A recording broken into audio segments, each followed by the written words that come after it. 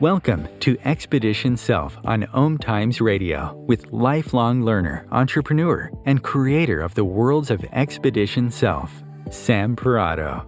Sam shares 4 decades of studying, guiding, and teaching how to go inside so we can build an incredibly powerful, dynamic, and validating relationship with the self. Expedition Self is laced with stellar, unexpected insights about what it means to be human. Listen now and ignite your self-development process with Sam Parado. Well, good evening and welcome to Expedition Self. I'm Sam Parado. I'm live. It is 8 p.m. on Tuesday night Eastern Standard Time. And so for those of you who listen afterwards, and if you ever want to catch me live, this is the slot. Anyway, so tonight we're going to talk about how inspiration and futility weave together in our lives and how they have something to do with growth work and what you might want to think about to engage with them more fully. But, before we dive into our subject tonight, I'm going to bounce around a little bit, and I even might have a special excerpt I'm going to read at the end as well. But I want to talk about something I've been preoccupied with of late, and it's this thought about what is going to be needed to actually get us through this time in history and into being able to evolve, right, as the human race.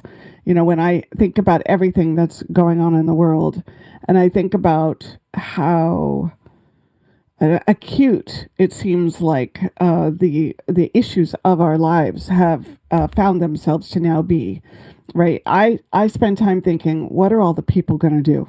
And when I think about all of the people that I'm exposed to now, just on social media, or the people I'm connected to, right, in some way through friends and family and clients, because we're no longer living in a place where the person that next door. You now know, because of social media, who they're connected to and their family members, right? It's like we really are close to being all one, right?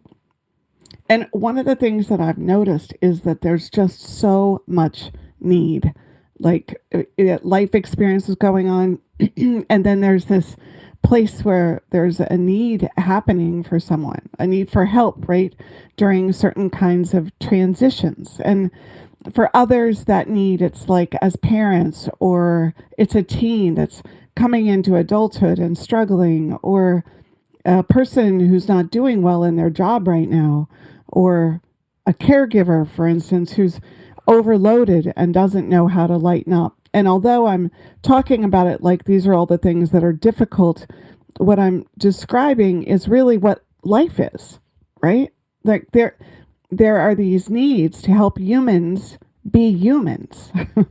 And I can't comment on what happened 30 years ago or 40 years ago, but I feel like now it's just everywhere that I look. And of course, it costs money and time to get that help, or to have the support that is needed for people to go through these things. And, it goes beyond even the examples that I just mentioned. It's like, there's a whole school full of traumatized kids, right, that are going to grow up and be adults living with that trauma if it doesn't get supported, right?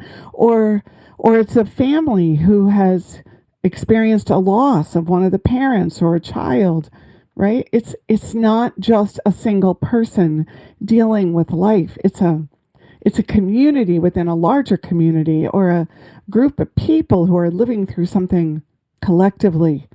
And at some level, we all need help. So, I understand that all of these people may need help in really very tangible ways, like with food or clothing or a car that runs, transportation, that they can get from point A to point B.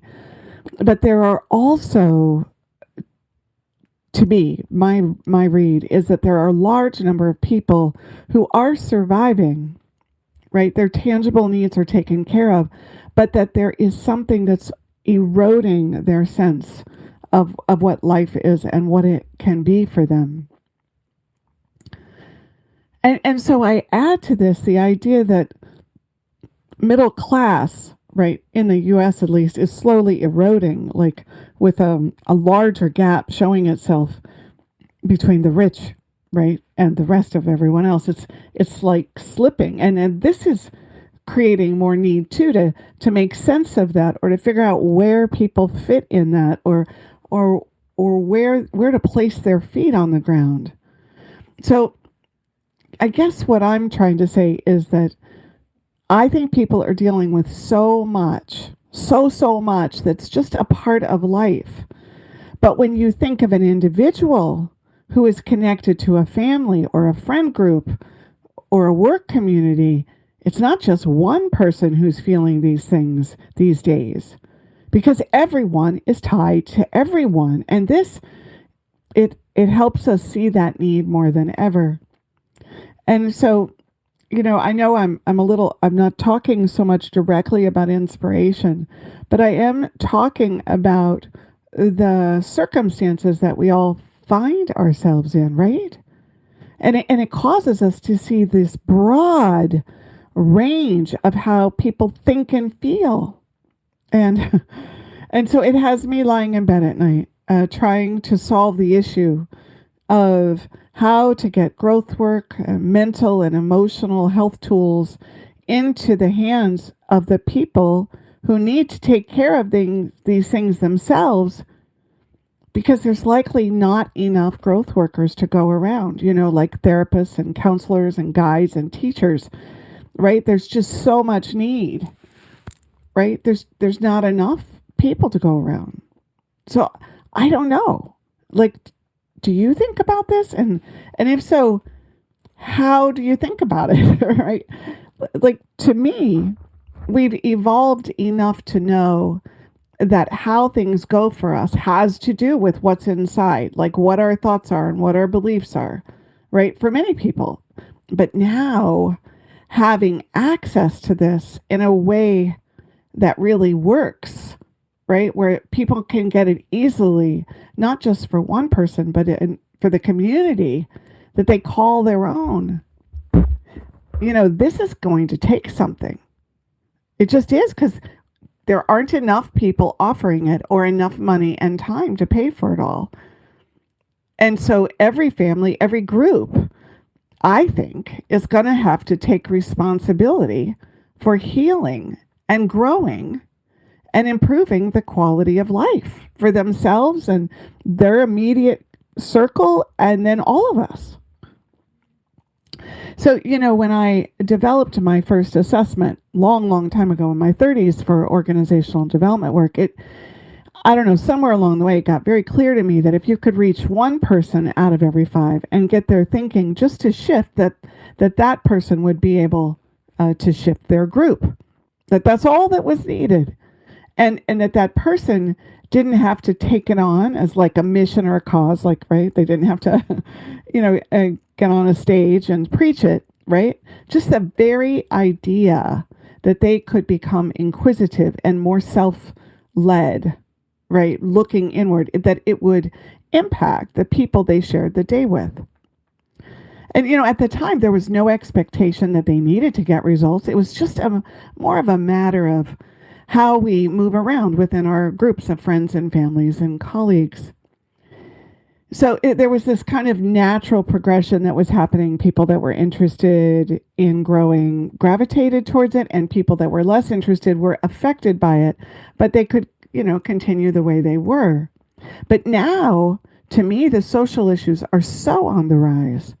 Like, there's crisis happening around every corner, every turn. And so it appears to me that the casual nature of that won't get us there now. And I honestly don't know any group that hasn't had to deal with tragedy and loss or insecurity in some form over the past 10 years. So this is what I'm asking you.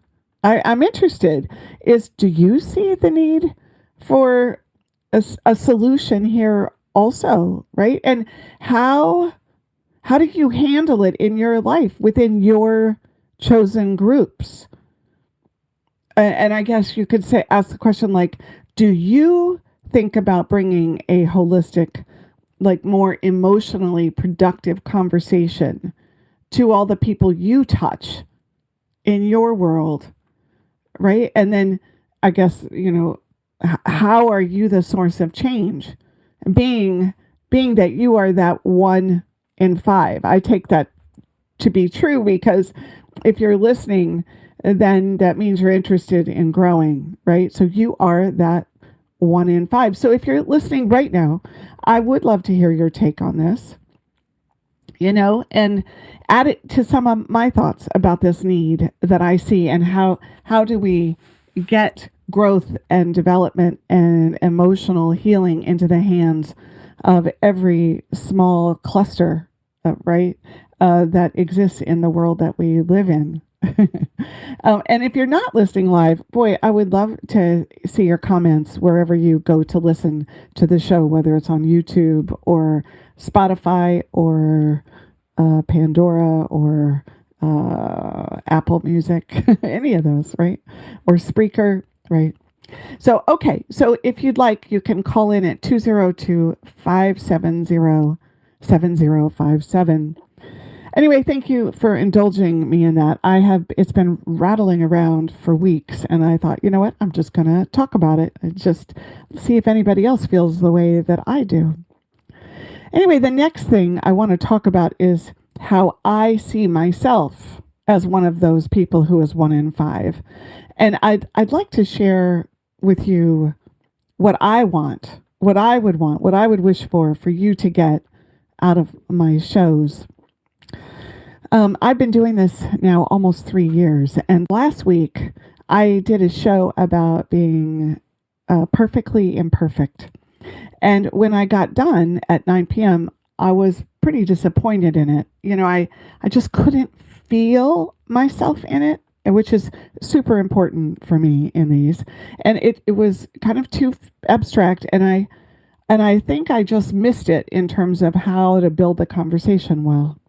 And when I got done, I said to myself, it was like, what am I really doing here?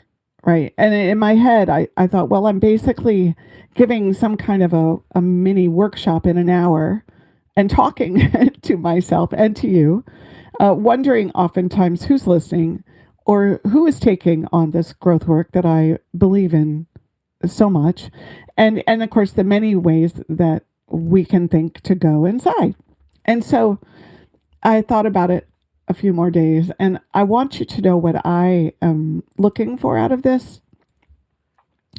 It being a 1 in 5 for myself is I would want you to apply these conversations first to yourself, right? If in every show someone could claim or own or become aware of or move out of denial about something and step towards not only your growing edge, but a lifestyle, right? That is what they dreamed of or what you dreamed of for yourself, while creating at the same time spaces for emotional and whole well-being to grow along with the people around you. Well, then I would feel like it was worth my time and the investment of my heart. And so I have a caller. So Pauline, if you can hang on one more minute, I just have one more thing I'd like to say, and then we'll go to break. And when we come back, I'll bring you on after break. Okay. So I want you, my listeners, right, to have being with you at all times, the routine, the habits, the doing of life. Without it means you're less conscious of what goes on around you. And then that, of course, means you bring less consciousness to what you're doing and the people you're interacting with.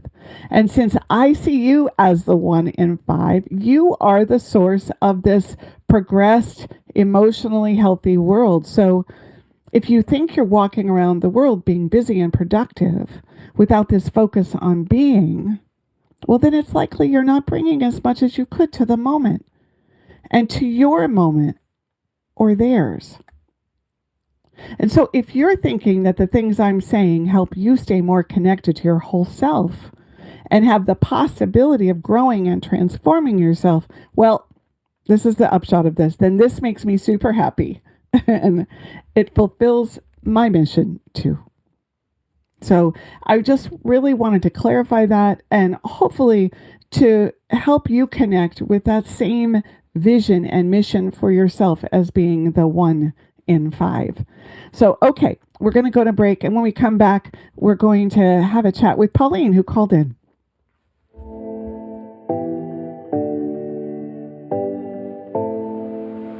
The best of the holistic, spiritual, and conscious world. Om Times Radio. IOM FM. Ascending Hearts is no ordinary dating site, but a spiritual dating site with a purpose, to link you with your soulmate. We engineer the serendipity so you can trust that you will attune with someone that has the same matching vibration as you.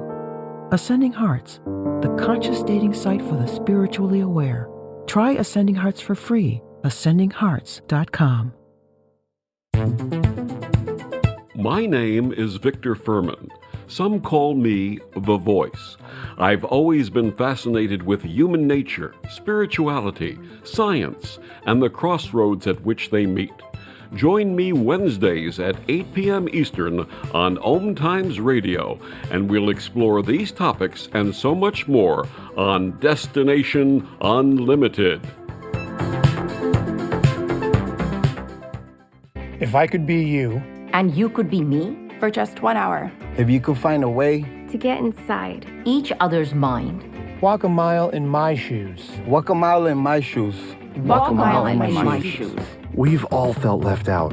And for some, that feeling lasts more than a moment. We can change that. Learn how at belongingbeginswithus.org. Brought to you by the Ad Council. Walk a mile in my shoes.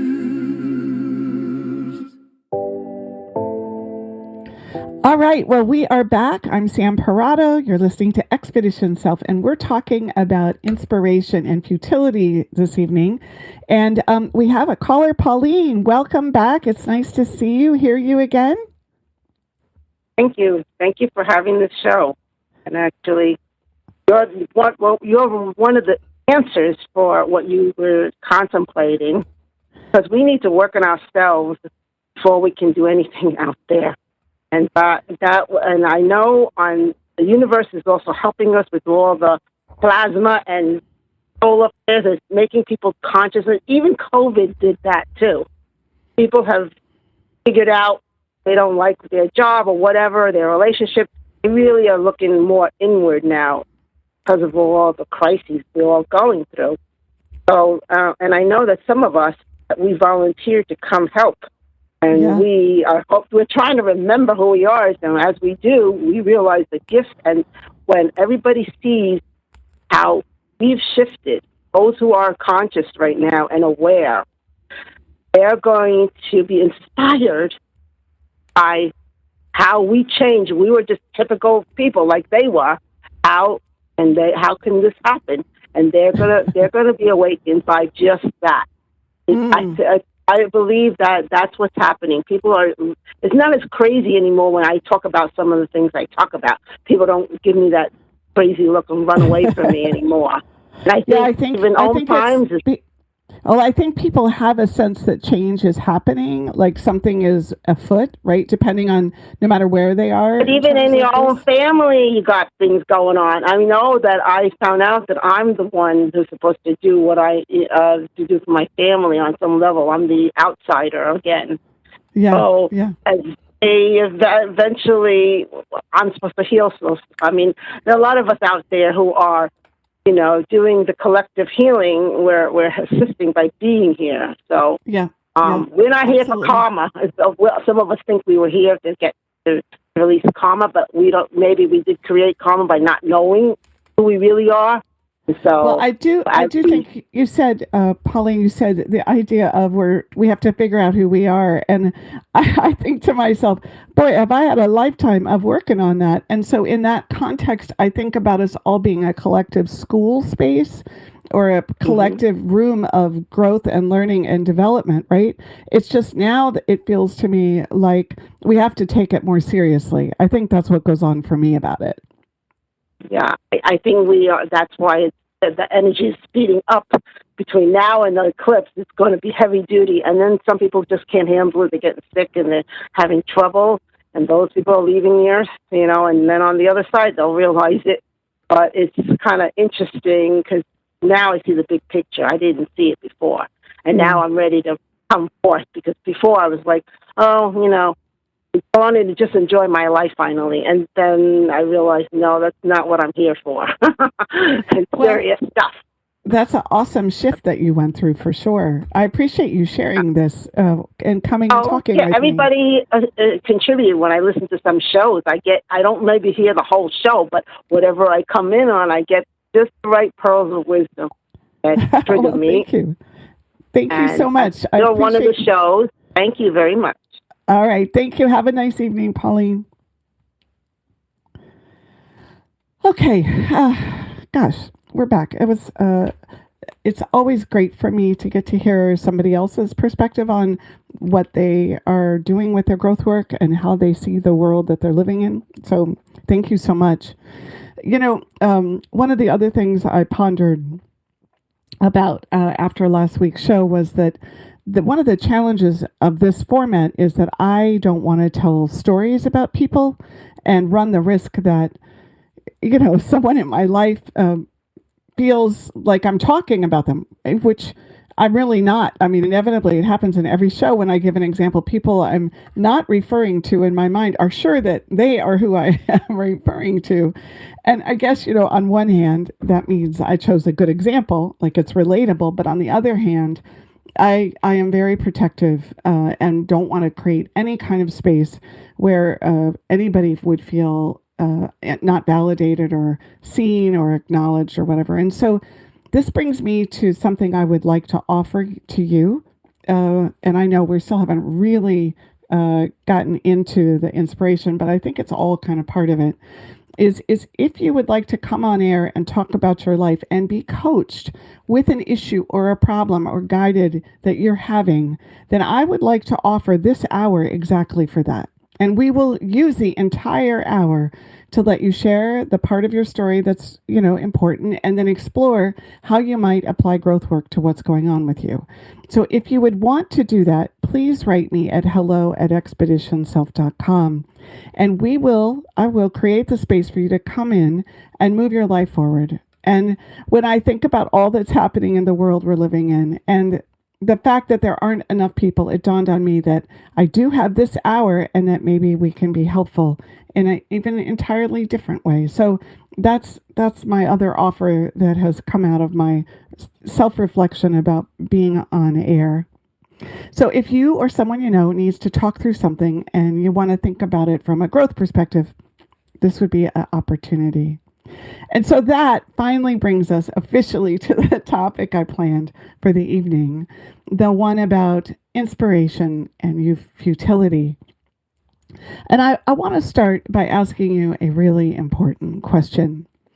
Why do you do what you do every day? Why do you get up? Why do you take care of all that living stuff? Why do you interact with the world the way you do? You pay your bills, grocery shopping, work at your job. Why do you do what you do every day? And then I want to ask you if you feel inspired while you're doing it. Do you actually feel like a sensory experience inspired while you're doing it? And if so, what does inspiration feel like? How do you know you are feeling inspired? And what engine, if there is an engine, is running in the background that has you do these things if it's not the feeling of inspiration? Right? I'm actually asking, are you sure it's inspiration that's having you do what you do? Not fear or ambition or some loss you want to avoid? Like, are you sure you're not trying to fill up your self-image tank, trying to be good enough or acceptable or productive or competent? So this is the first stop along this conversation, which is, do you know what's really driving you? And is it or is it not inspiration? And then, are you present to the difference? And what do you actually tolerate for yourself? How willing are you to operate, to function on something other than inspiration? Now just ponder that for a moment. Really think about it. Just even take the last 3 hours. Was there inspiration present? Was there inspiration present? Could you feel it? And if you couldn't, what is the motor that's driving you? So I'd like you to zero in on something that has been actually inspiring to you. Like, see if you can find something that feels very real, like comes to your mind's eye, like you can visualize it, you can feel it. You know, over the weekend, we saw the movie directed by George Clooney called Boys in the Boat. And by the time I left that movie, I didn't walk in feeling inspired, but I left feeling inspired, right? And so for me, it was like my heart was lifted. I felt like I could handle the things coming towards me this week. I was reminded, right, in an emotionally touching way about the human capacity to be brave, and my sense of doom, which, you know, can float in the background really easily about what's not happening in my life. It was not present. And so, you know, while you're thinking about what one moment that you were really inspired, right? You could say, well, what was I particularly inspired by in the story, right? Because understanding what particularly inspires us is worthwhile in knowing it, right? So first, I was inspired that it was true, right? It was an against all odds story. And then the fact that the players in this rowing team came from difficult beginnings, right, which I could relate to, and because of their desperation to survive, well, they did more than survive, and it was hard, right? They rose above it and put so much effort and so much grit and so much tenacity into making something happen that they weren't even sure was possible. That was the other thing I thought was inspiring, right? There was no guarantee of the outcome, right? And so, and I understand these are the stories that movies are made of, and they're meant to do exactly what this did. But it inspired me. Like, I could feel the shift. And so the reason these movies inspire me is because I feel, like I said earlier, life is hard for everyone, every person, and it's been hard for me. And it takes something to make your life more than the inevitable outcome, right? It takes something to do more than the average living that someone can do. And really, the average living takes something, right? And so that inspiration, well, it then globbed onto the very spots inside of me that feel my own challenges right now, in the here and now, right? And that I too can find the chutzpah inside of myself and step towards what is in front of me. And that's when I feel like inspiration takes hold and it actually moves you, right? I So it's like, it's not just an idea. It's actually one that has you come home and work on a project that you weren't even going to touch that day, right?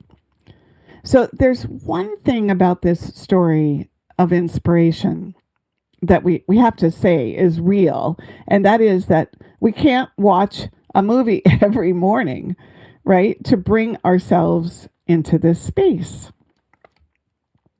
And so when you think about it, it means, in my case, I have to have a potpourri of ways to pull that out of me or my life. Or before I know it, I'll feel like operating from inspiration is a futile goal. And there it is, right? The range of polarity that lies between inspiration and futility isn't all that wide. And what lives inside of those 2 points is monotony, a routine, habit, implementation, effort, repetition, unconsciousness, and autopilot. Yeah. All right.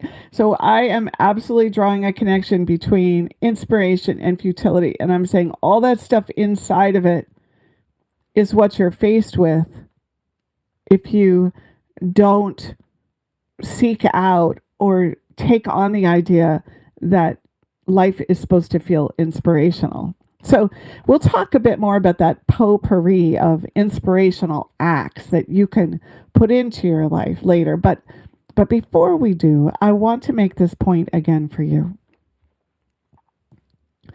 If you go into your day accepting that getting inspired lies outside of your hands or isn't important, well, then you'll expect that your actions and your doing doesn't have to have inspiration to get accomplished. And the more you operate from this place, the more you operate from this place, I'm going to say it twice, the more futility will dog your life. And it will seep into your way of being and how you actually relate to all of the choices you make, both the conscious ones and the unconscious ones. And you may not even see it coming. You may not realize you're losing a little bit each day, right? Because you accepted it before or long ago. It may not even be noticeable to you. You may actually rationalize it all and say to yourself, it's just the way life changes you, right? Everybody just becomes less inspired and more cynical with each passing year. Yeah, and you know, those rationalizations, it doesn't go well when someone comes up and says, well, it doesn't have to be like that, like in a really superficial way, because in truth, it's embedded itself without us noticing, without us catching it along the way. We don't remember the moment that we decided it didn't matter. So I really think that we have to notice this happening to us before it has happened to us. And that's what tonight's show is actually all about, right? Let's catch it while it's happening before it's happened. Right, before we're looking in that rearview mirror. And the only way that I know to do this is to start to track how often you feel inspired by what you're doing with and for yourself. And I don't mean track it like once a week because you went to a movie. I mean like track it. You wake up tomorrow morning, right? You think about how inspired am I? What's inspiring me? You get up, you do the next thing. 30 minutes later, you ask yourself the same question. 30 minutes after that, you ask yourself the same question. I mean, just for a day, track it and see what you find. So let's ask this question in a really direct way. How often do you really feel inspired by what you're doing with and for yourself. And really be honest and think about what brings on inspiration for you. And when do you experience it? And if you want to stretch, the question would be, when did you stop expecting to be inspired in every single moment? Or another way would be, how did you begin to accept the futility of trying to be inspired in each and every moment? Okay, I'm thinking right now, you may be thinking, you may be thinking that I am setting up a very unrealistic expectation, right? The very idea, are you kidding, that we could be inspired in each and every moment? No way. But what I am saying is that by wanting it, by believing it can happen, you set yourself on a mission that's amazing and transformative, because what you find in being in between, right? What you find in between being inspired and feeling the futility of it is a whole lot of building material for life. All right. Now, hopefully you're hanging in here and really thinking about what inspiration feels like, where you've accepted that it doesn't have to be there, and where you have rationalized life, the in-between space, as just the way it is. So when we come back, we'll talk more.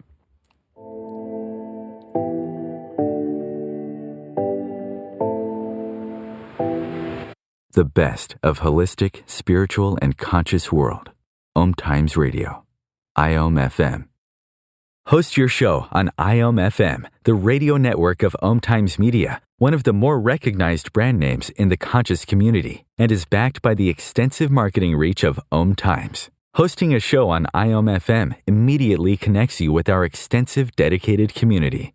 Hello, I'm Sandy Sedgbeer, host of Om Times Magazine's flagship radio show, What is Going On? My passion is sifting through information, research, and innovations from new thought teachers, speakers, and researchers pushing back the boundaries of what we know about life, energy, metaphysics, and the universe.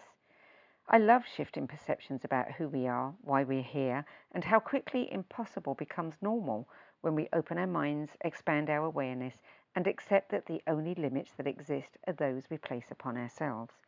So if you're the kind of forward-thinking, eager investigator of what lies beyond the current reality that most perceive, why not make a date to come play with me in the field of possibilities at 4 p.m. Pacific Time, 7 p.m. Eastern Time every Thursday, and together we can discover what's really going on.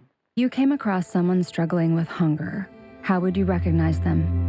Would you notice an 8-year-old girl who's not excited for summer break because she may not be having lunch again until September? Or a war veteran who's having a hard time landing a job and getting back on his feet? I am the 1 in 8 Americans who struggle with hunger. I am hunger in America. Hunger can be hard to recognize. Learn why at IamHungerInAmerica.org, brought to you by Feeding America and the Ad Council. All right, we are back. I'm Sam Parado, and I'm glad you're with us this evening, and we're talking about inspiration and futility. And while we were on break, Diane called in, and so Diane, welcome to the show. Thank you very much. It's nice to hear you again. See you again. I know that never quite works for me, but no.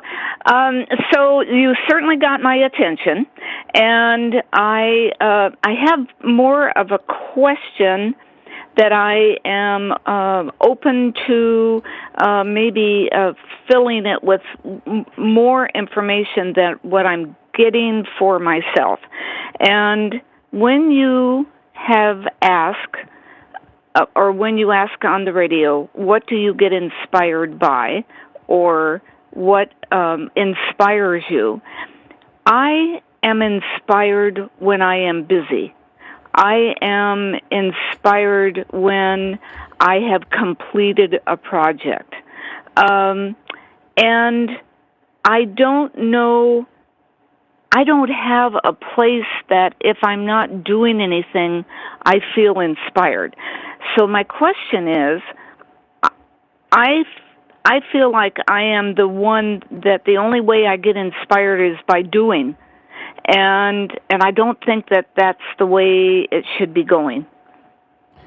Well, it's so interesting because you're doing the exact work that I would have wanted you to do with this conversation. And if we roll back a little bit to the beginning, when I said, what is the motor that's really running you? Is it actually inspiration or is it something else? And when you say what you've said, I would question whether I got inspired, right? Right, or whether there's something else that's running you. Okay.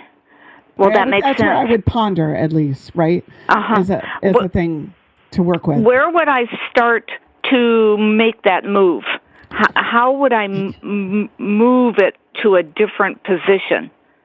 Well, one of the things you might sit down and do is make an entire list of everything you believe that you've been inspired by in your life. And you can put those things on it. I get inspired by doing my projects or getting things done, but put a lot of detailed things on it, like a bunch of little things. Like I talked about that movie.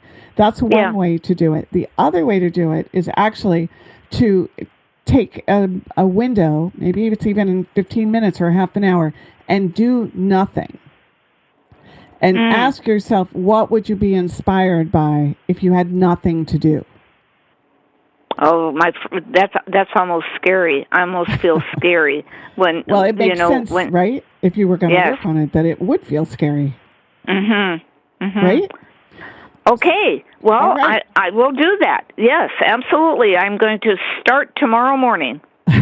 Okay. Well, I do want to thank you for allowing the conversation to touch you. I appreciate that very much because that really was my hope that would come out of it. So thank you. Okay. Thank you so much. All right. Have a great week. Bye-bye. So, okay. I had an example before we went to break, which had to do with how this in-between space, which is so funny because that's what Diane was just talking about, is all that doing, how that in-between space gives you a whole lot of building material. So I'm going to give you an example. So let's imagine that you don't feel inspired cooking, right? You just do it. And so that includes going to the grocery store, trying to find something you like. It all seems like too much trouble, or you just do it, right, on autopilot. So where could you go with this?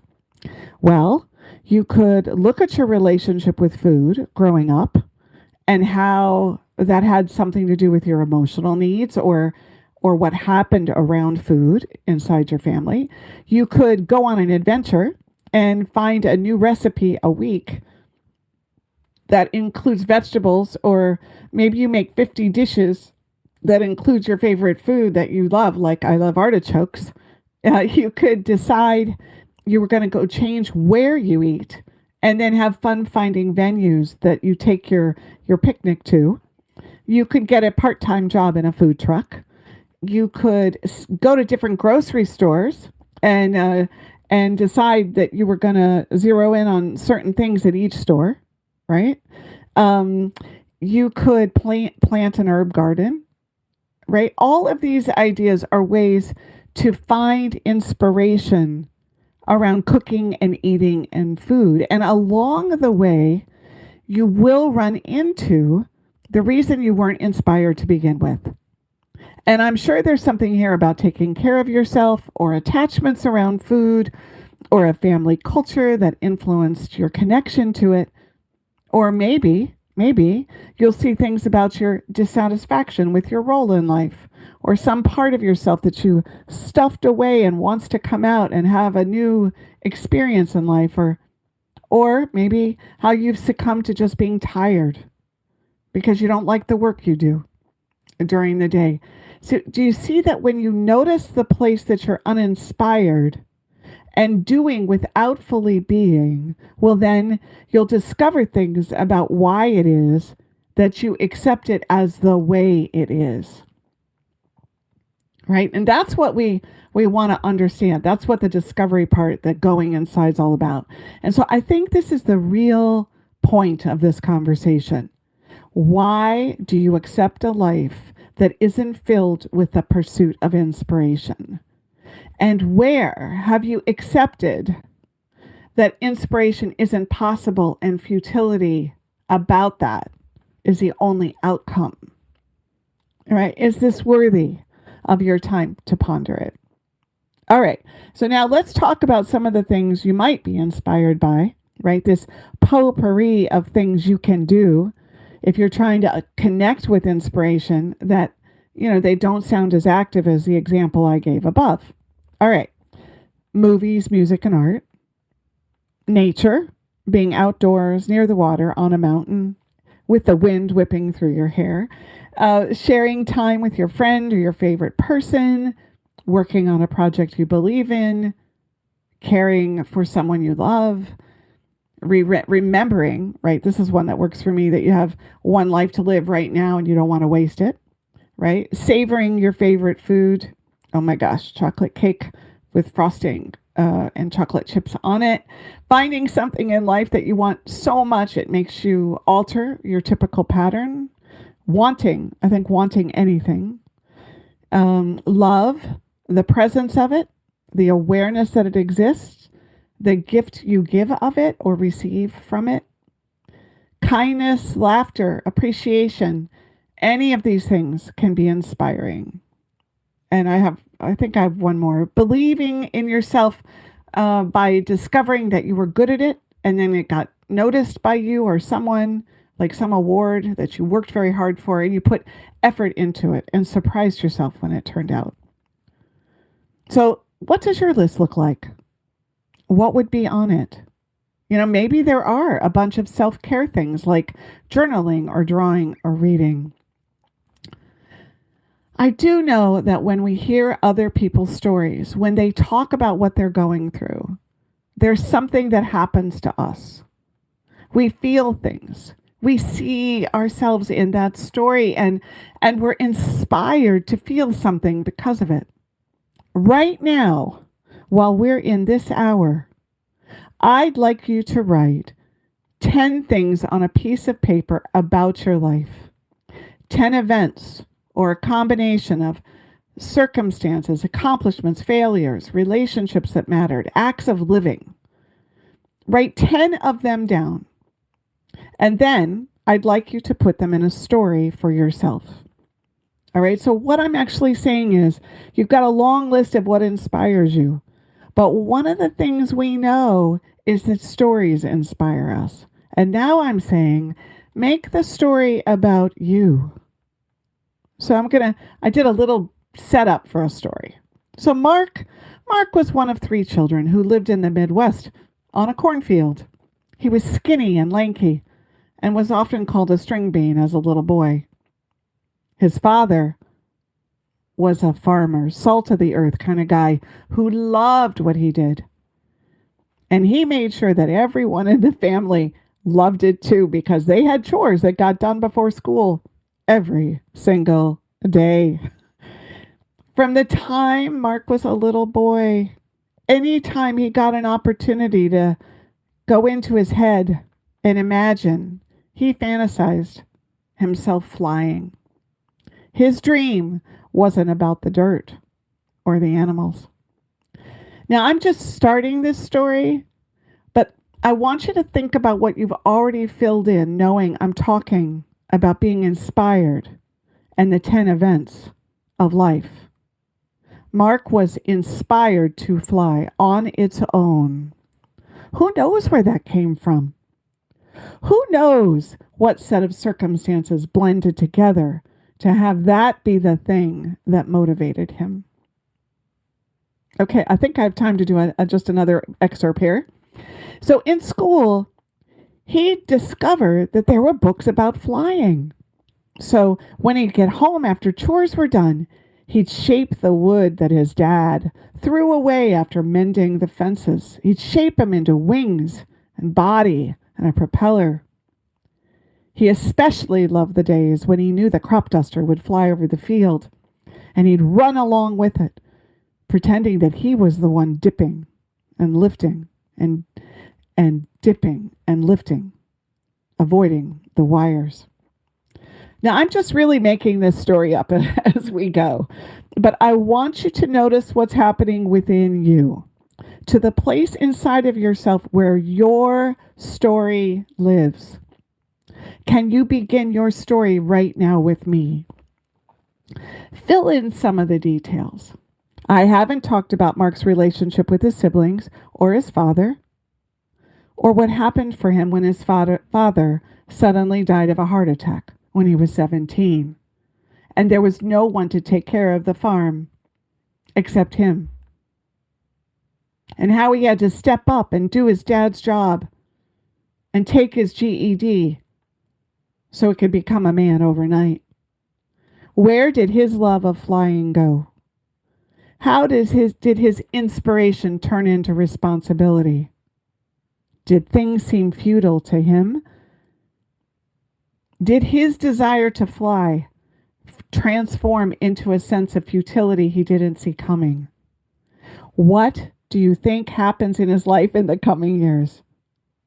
Does he find a life partner? Is he afraid to go to the doctor? Does he ever talk about the loss of his father? Is there enough money for him to eventually go to college or learn how to fly? And does he even want to anymore? My point here is that I'm telling you a story about someone else, but the best story is the one about you. It means you have to put things together and notice how the events, the circumstances, the thoughts you have, and the moments you passed over, that you want to notice how they help you find your inspiration rather than give in to the futility of just doing life without inspiration. If you think about where I started tonight's conversation, which had to do with how many people are in need, it was really about something I feel inspired by. But I don't stay inspired by it all the time. No, it's who would, right? I need my own story to keep me noticing how I am inspiring because I am me. You are inspiring because you are you. And what I'm saying to you is that you are inspiring because you are you, but that means you want to indulge in that, to explore it, to celebrate it, to have it matter to you. If you ignore yourself, how can you be inspired? And if you are going to do that, if you're going to celebrate and work to know yourself and to appreciate who you are and all those events and what they mean, you're going to challenge the idea that it's not possible to be inspired all of the time. And then you'll be led on a mission, a real introspective mission of growth and transformation that helps you discover and make peace with and churn over and ultimately transform the parts of you in your life that you missed along the way and the feeling that you may have tried to run from. And growth comes from this pursuit. And this pursuit makes it possible to see yourself as the inspiration of your own life. So on that note, I just really want to encourage you to take what we've talked about tonight and sit down and do those 10 things and see if you can turn it into a story for yourself and cheer yourself on and appreciate the losses. And as you're doing that, think about how would your story on a screen be inspiring? How does your effort, how does all the places you didn't know what you didn't know, and all the places where when you look back on it, you say, oh, duh, I cannot believe I did that, right? All of that becomes a place where you can utilize your own life to be the hero or the heroine. And then in addition to that, it's really start to think about how do you take on the hope and the belief that inspiration can be the source of life. And what specifically and uniquely draws your eye, opens your heart, causes all the cells in your body to come alive. All right. On that note, I wish you a wonderful and inspirational week. Thank you for being with me tonight. I'll see you next week.